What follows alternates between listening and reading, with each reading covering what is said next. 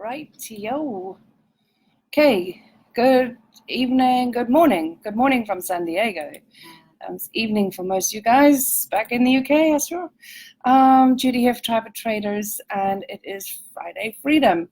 So today is a very important topic because I've been talking a lot recently about beliefs, and we trade our beliefs in the market and how these impact our trading, how these beliefs impact our trading, but not just our trading, wealth building, and all other areas of life as well.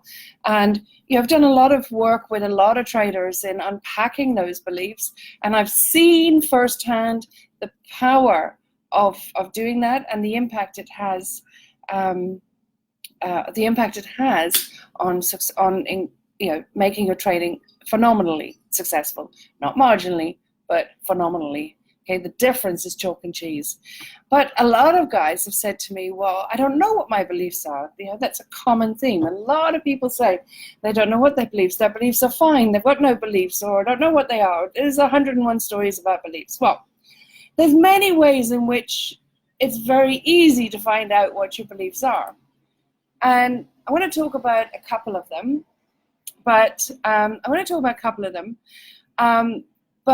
And this is a complex concept, okay? So there are beliefs you have about the market that come, and you can identify them with your language. That's the first one. The second one is you can identify your beliefs not just by the language you use, but by the excuses you make as well, okay?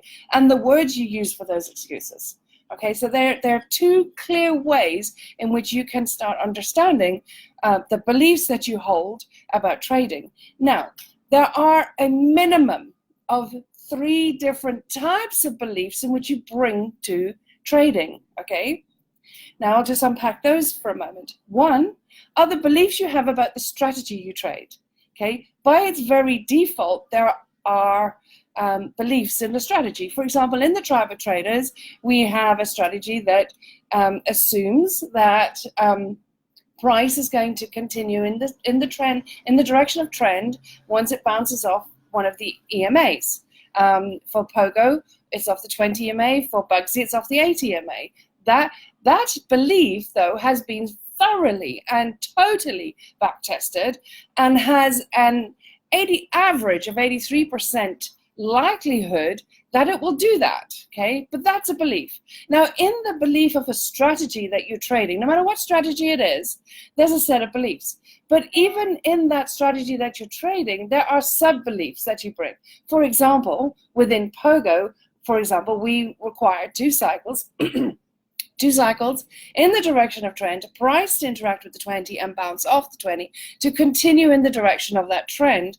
But then the beliefs we project onto that, into those cycles, some people say, well, that's not a cycle, this is a cycle to me. So there's different beliefs about different types of cycles, all right?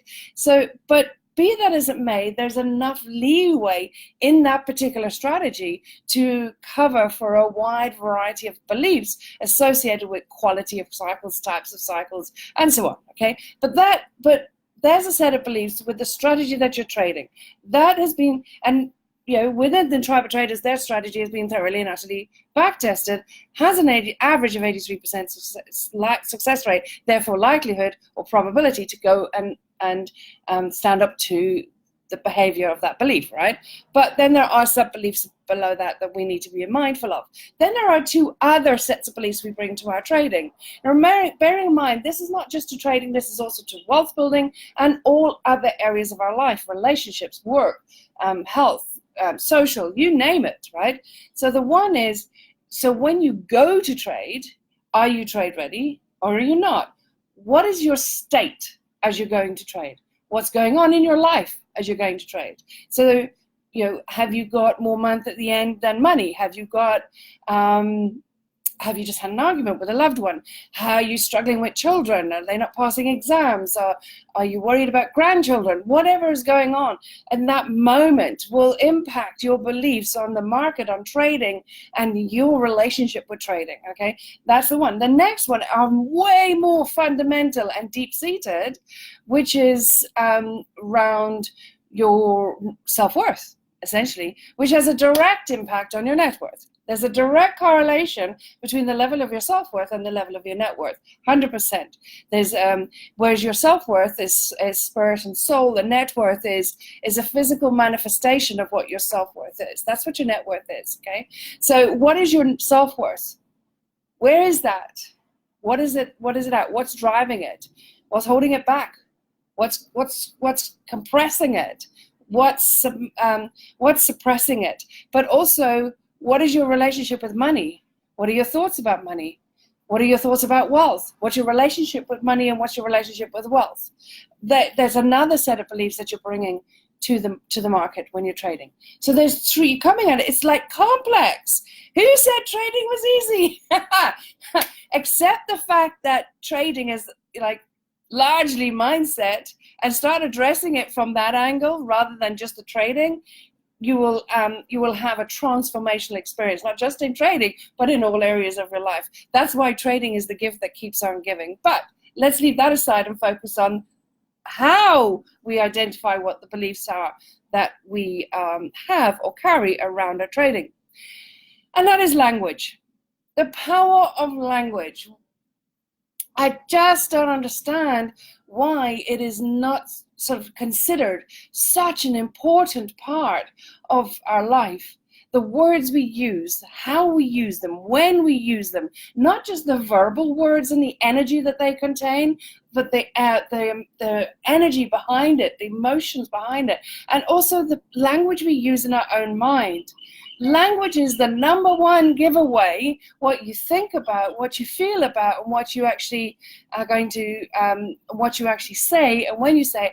That is the ultimate giveaway to what your beliefs are.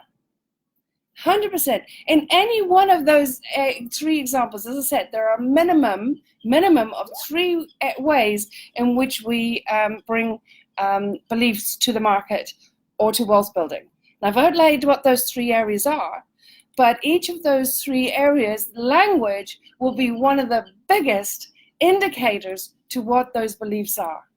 And just ask yourself, the language that you're using, the words you're using, is it supportive? Is it not supportive? Where does it come from? What's driving it? That is the most important work that you could be doing to powerfully impact your trading right now. You could turn your trading around 100% without any doubt in my mind once you start working on that. Start getting clarity on what the language you're using, where it comes from. Does it support you? Does it not support you? What is the energy behind it? What is the feeling behind the words? How often do you say something, like in a relationship, you say something to your partner and your partner reacts to it and you say, well, I didn't mean it like that. That's not what I meant. That's not what but excuse me, that is what you meant. It's not what you really wanted to say, but it is what you meant. So have the courage to face up to the fact that your language is a very clear indicator of what your beliefs are. And look at the different ways in which beliefs are impacting your trading. Have the courage to stand up to that.